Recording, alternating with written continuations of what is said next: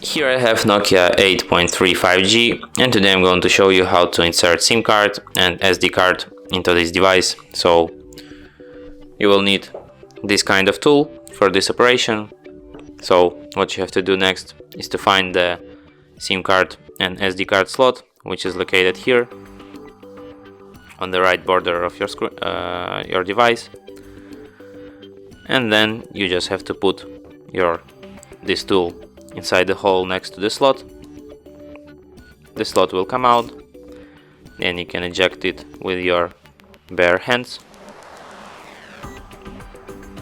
and here you can put your SD card,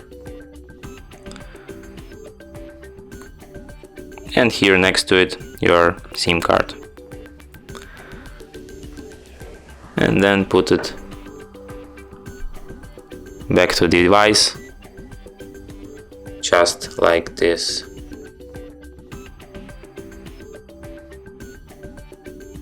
And as you can see, it requires a PIN code to unlock my SIM card, which is the proof that SIM card is read. Let's enter PIN, and there is also a notification that SD card found, which is the proof that SD card is also read.